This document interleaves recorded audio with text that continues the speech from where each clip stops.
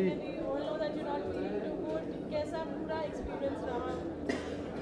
पूरा एक्सपीरियंस बहुत अच्छा था क्योंकि इन लोगों के साथ मैं काफ़ी पहले भी काम कर चुका हूँ, तो हमारी एक ट्यूनिंग है। तो कंपोज़र की और राइटर की जब एक ट्यूनिंग होती है ना, तो गाना आधा तो वहीं ईजी हो जाता है बनाना। और धुन इतनी अच्छी थी, इतने अच्छे मेरा सवाल एक आपसे है before we go ahead. गाना डिजिटली ऑर्गेनिकली वो करना बहुत बड़ी बात होती है. या गाने में वो प्यार मिला. How proud are you about that? इस वाले गाने के लिए यार, जब हम कोई मेहनत करते हैं कि इतने लोग जुड़ते हैं ना साथ में, उसका ऐसा रिजल्ट मिलता है तो खुद का कॉन्फिडेंस भी बूस्ट होता है और आपको बहुत अच्छा लगता है कि आपको अगला गाना उससे भी अच्छा लिखने का, अगला काम उससे अच्छा करने का मन करता है। और ये चीज़ इंस्पायर करती है जब लोग अच्छा बताते हैं काम को और गाना चलता है, तो वो बहुत ज़रूरी है सर। शेखर, इतना प्यार मिल रहा है आपको इस गाने से. What do you have to say? How what are your emotions right now? बहुत मैम, एक्चुअली मैं बहुत थैंकफुल हूँ कि गाने को इतना प्यार दे रहे हो सब लोग। और बहुत नर्वस भी हूँ कि ऐसा गाना एक तो इन्होंने लिखा और ऐसा गाना कंपोज किया, डायरेक्ट किया और एक्टिंग की।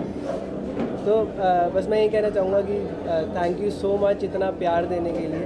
और बस ऐसे ही आप लोग सब प्यार देते रहो और गाना सुनते रहो। गाना बनने में एक कौन सी चीज़ जो आपको सबसे मुश्किल लगी? The whole process of making the song. सबसे मुश्किल तो डांसिंग ही लगी और तो कुछ नहीं लगा। तो उसके लिए काफ़ी प्रिपेयर भी किया, बट हाँ, थोड़ा बहुत कर ही लिया जैसा आया। और आपने सोचा था आप फीचर करेंगे अभिनेत्री और नहीं, जर्नी? कभी भी नहीं सोचा था कि फीचर ऐसे करूँगा। सिर्फ गाने का ही सोचा था, बट हमारे डायरेक्टर साहब ने बोला कि नहीं, आप कर सकते हो, तो इसलिए फिर मुझे लगा कि ठीक है, लेट्स ट्राई। आपने इतने गाने किए हैं, looking so beautiful in the song. एक मेमोरी जो इस गाने की आप अपने साथ रखें. Well, thank you so much for the compliment. एक मेमोरी मैं अपने साथ जो रख, actually see the whole filming of this song was fun, it was easy and ऐसे शूट कर रहे हैं, वो प्रेशर नहीं लगा दैट कि we have to perform now. हाँ, बस वो जब डांस करवा रहे थे मुझसे ना, तो मैं डांस को लेके थोड़ी अंडर कॉन्फिडेंट हूँ, तो उसको लेके जैसे इनकी हालत थी वैसे मेरी भी थी। बट आई थिंक को इतना पता नहीं चला, I got through with it. But honestly कहूँ तो ये पूरा गाना मेरे लिए मैं मेरे साथ हमेशा लेकर चलूँगी, बिकॉज ये गाना मुझे सच में बहुत पसंद आया। And I was always looking forward to this song more than the video, more than anything. I was looking forward for this audio to come out to the audience because it's something which is very light, it's peppy, and music एक चीज़ है जो मुझे लगता है कि हर एक इंसान से connected होता है. When you're upset, you listen to a different kind of music. When you're happy, you're in a party, you listen to a different kind of music.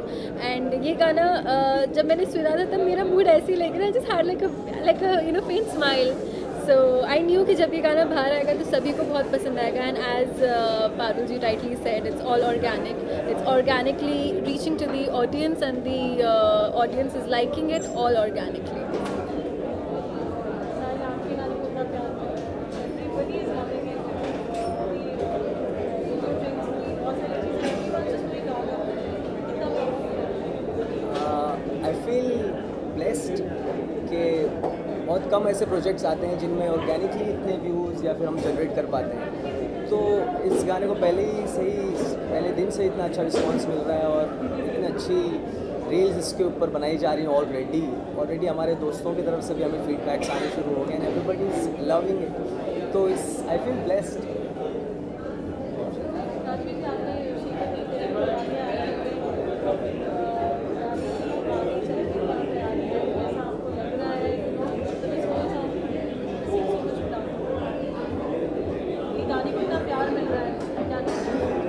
गाना जब बनाया इतना अच्छा है, ऑडियो इतना अच्छा बना हुआ है, और ऑब्वियसली मेरे पास भी प्रेशर था कि जब ऑडियो इतना अच्छा है तो वीडियो भी उसको जस्टिस करना चाहिए। तो फिर हमने गोवा प्लान किया था। पहले शायद हम हिमाचल करने वाले थे, लेकिन हिमाचल की सिचुएशन थोड़ी अच्छी नहीं है, तो हम इसके कारण हम गोवा गए। और आई थिंक वो हमारा अच्छा बेस्ट डिसीजन रहा कि हमने गोवा में शूट किया, क्योंकि जो कलर्स हैं और जो उसके में एक वाइब्रेंस आया है वो ऑडियो में भी हमारा दिख रहा है, वो कहीं ना कहीं मैच हो रहा है, और आई थिंक उसी की वजह से लोगों को पसंद आ रही है। और मुझे लगता है अभी एक दिन हुआ है, ये गाना अभी बहुत आगे जाएगा, ये बहुत ऊपर जाएगा स्लोली, और बहुत आई थिंक मिलियंस टच करेगा, और ऐसे ही। Thank you so much. कितना आपको एज अ को-स्टार जो है ना, आपका डेब्यू था अभी first season in terms of acting था, कितना आप दोनों एक दूसरे को सेट पे जैसे नीट ने बताया डांस कैसा रहा? तो इन्होंने मुझे बहुत सपोर्ट किया, और डांस करते करते भी ऐसा था कि हाँ मैं कवर कर लूँगी, कोई नहीं तो ऐसा था, but she is very good, और इन्होंने मुझे बहुत सपोर्ट किया और बहुत बताया भी कि ऐसे करो एक्टिंग, तो लाइक वेरी गुड एक्सपीरियंस।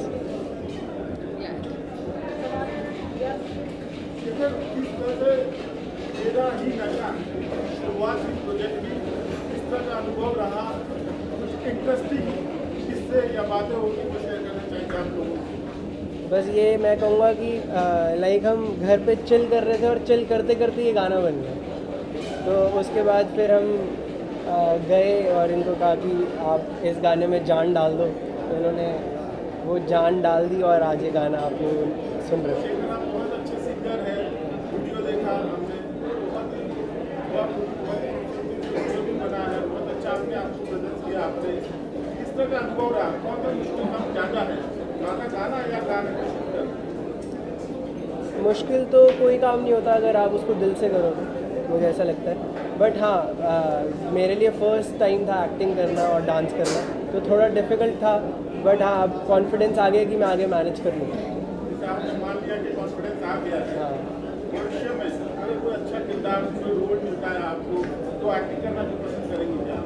वो डिपेंड करता है। अभी तो मेन फोकस तो सिंगिंग ही है, और वो सपना गाना ही है, बाकी एक्टिंग देखेंगे जब, अगर लगा तो उसको भी करेंगे। सोशल मीडिया आजकल एक इतना बड़ा प्लेटफॉर्म बन चुका है, जहाँ पर हर दिन हर रोज पता नहीं कितने गाने आते हैं और कितने सफल हो पाते हैं, कितने नहीं हो पाते। इस कंपटीशन में एक प्रोफेशनल जो कलाकार होता है उसके लिए कितना मुश्किल या कितना आसान होता है, क्योंकि कंपटीशन बहुत बड़ा है। हम आपके वीडियो को, आपके गाने को आइडेंटिटी मिली, मुझे लगता है बहुत मुश्किल है आज के टाइम में लाइक सरवाइव करना, बट हमने गाना बनाया तो वो लोग प्यार दे रहे हैं, तो शायद उस गाने में कुछ है तभी लोग उसको प्यार दे रहे हैं। और वैसे मैं ये कहना चाहूँगा कि जितने लोग हैं सब अगर कोई ढंग से मेहनत करे तो फिर इन सब चीज़ों से कुछ नहीं होता, वो वैसे ही आपका हो जाता है, गाना चल जाता है। मैडम आपसे सवाल है, गाने में आपने बहुत ही खूबसूरत लगी, किस तरह की तैयारी करनी पड़ी आपको, या सेट पर जाते ही सारी चीज़ें इंस्टेंट हो गई? एक वक्त हुआ करते थे, कई टेक्स होते थे, कई दिन लगते थे, कई वक्त लगता था, लेकिन आज सोशल मीडिया का ज़माना है, काफ़ी चीज़ें इंस्टेंट हो जाती है। एक दिन में करने का अनुभव आपका कैसा रहा? ऑनेस्टली अगर टीम अच्छी हो तो एक दिन के अंदर ऐसा प्रोजेक्ट करना इट्स वेरी इजी। जैसे कि वो एक प्रेशर था कि हाँ एक दिन में शूट ख़त्म करना है, बट वो इतना प्रेशर नहीं था कि लंच ब्रेक लेने का टाइम नहीं है, टी ब्रेक लेने का टाइम नहीं है, वैसा वाला प्रेशर नहीं था। And it was only possible because the team that I was working with, be it him, be it our director, be it our DOP, be it anybody, they all were very professional and they knew what had to be done on set. बाकी as such मैंने जैसे अभी भी कहा कि मैंने set पे आके सिर्फ अपना काम किया है, असली मेहनत इन तीनों ने ही बैठ के की है, मैंने सिर्फ इन चारों ने की है। I was just a little part of it and I am glad to be a part of this project, जो कि इन चारों ने मिलके बहुत प्यार, बहुत मेहनत से बनाया है। एंड जब कोई प्यार और मेहनत से चीज़ बनाता है तो वो चीज़ वैसे ही खूबसूरत बन जाती है। So even when I was working with them I could see the passion that they had for this song and that just gave me more energy even though धूप थी एंड गोवा में बहुत गर्मी थी, but I didn't feel any of that because the people around me, they were giving me all happy and positive vibes, so that kept me going throughout the day. And एक भी moment dull नहीं था throughout the whole shooting of this song. जैसे कि ये गाना बिल्कुल डल नहीं है, वैसे ही पूरी शूटिंग के वक्त मेरे लिए कोई डल मोमेंट नहीं था। And I just remember this song as a very happy memory. आज सोशल मीडिया का दौर है, कलाकार है, हर घर में एक आर्टिस्ट है, तो हर टैलेंट उम्र पड़ा है। ऐसे में एज ए प्रोफेशनल एक्टर आपको कितना मुश्किल लगता है या कितना आसान लगता है कि काम मिलना इतने कंपटीशन के बीच में? वेल काम ऑनेस्टली कहूँ तो हमेशा से मिलना बहुत मुश्किल था। जैसे कि लोगों को लगता है कि बड़ी आसानी से मिल गया, बट मैंने भी बहुत मेहनत की है। मैंने जैसे कि my most talked about show, if I talk about राब्ता, मैं उस शो के लिए 4 बार रिजेक्ट हो गई थी, तो मुझसे बेहतर कोई नहीं जानता।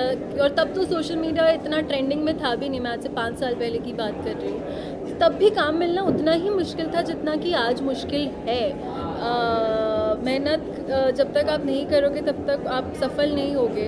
एंड ज़्यादा से ज़्यादा इफ़ यू आर फेमस तो आपको शायद आपका पहला प्रोजेक्ट मिल जाएगा, लेकिन अगर आप में वर्क एथिक्स नहीं है, अगर आपका बिहेवियर राइट नहीं है, अगर आपका एटीट्यूड राइट नहीं है आपके काम को लेके, तो वो एक प्रोजेक्ट से ज़्यादा आगे नहीं बढ़ पाते आप। सो आई डोंट नो मेरी इस बात से कितने लोग ऑफेंड हो जाएंगे, but that's the truth, because मैंने ऑलमोस्ट 15 साल से इंडस्ट्री देखी है। सो काम मिलना जितना आज मुश्किल है बिकॉज ऑफ सोशल मीडिया, आज से 15 साल पहले भी उतना ही मुश्किल था। और वो सब मैंने स्ट्रगल्स देखे हैं, बी इट रामनगर की लंबी लंबी क्यू की लाइन्स ऑडिशन देने के लिए, to right today finding it difficult to get a project because maybe you have lesser followers. पहले वो लाइन थी वो इन जनरल फिजिकली लंबी होती थी, आज वो जो लाइन है वो फॉलोअर्स के ज़रिए लंबी हो गई है। फ़र्क सिर्फ इतना है मेरे हिसाब से। तो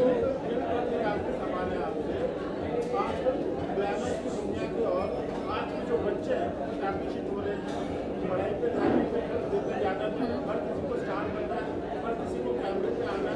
उन बच्चों को आप क्या संदेश देना चाहेंगे? ये वर्ल्ड आपने करीब से देखा है, कितना सेफ है और एजुकेशन कितना इम्पोर्टेंट है? ऑनेस्टली सिर्फ इसकी नहीं बात करूँगी, बहुत सारी फील्ड्स होती, इंडस्ट्रीज़ होती है which is equally not safe. I know just because it's a glamour world, तो ये एक वो थप्पा हो जाता है कि सेफ़ बिल्कुल नहीं होगी, बट ऐसा नहीं है। और भी बहुत सारी इंडस्ट्रीज़ है जो कि सेफ़ नहीं है आजकल के ज़माने में। एंड रही बात लोगों की पढ़ाई पे ना ध्यान देने की, एंड एवरीबडी हैज़ दैट जज्बा of becoming a star. I just want to say that it's not very easy. And दूसरी बात यही कहूँगी दैट लाइफ में बैलेंस होना बहुत ज़रूरी है। अगर आप में वो बैलेंस नहीं है एक स्टार होने का और एक नॉर्मल इंसान होने का, तो फिर यू लूज़ योर माइंड। एक वक्त आएगा जब आप अपने आप को भूल चुके होंगे।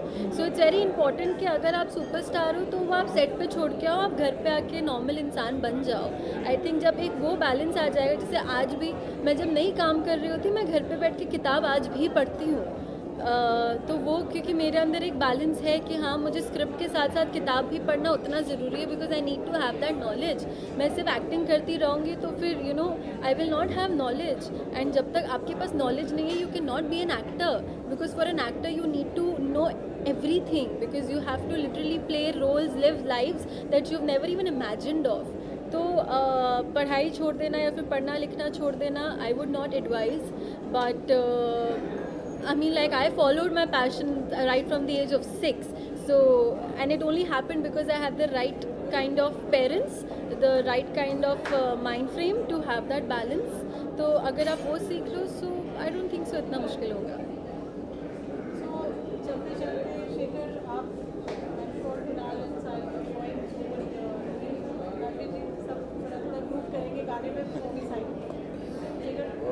मैं नहीं डांस करूँगी दीवाना मुझे तेरा बना ले, जी लेंगे थोड़ा इसी बहाने, आँखों से थोड़ी मुझे पिला दे, जी लेंगे थोड़ा इसी बहाने। ऐसा असर तेरा हो गया, पिए बिन मुझे नशा हो गया, झूमने दे जरा दीवाना मुझे तेरा बना ले, जी लेंगे थोड़ा इसी बहाने, आँखों से थोड़ी मुझे पिला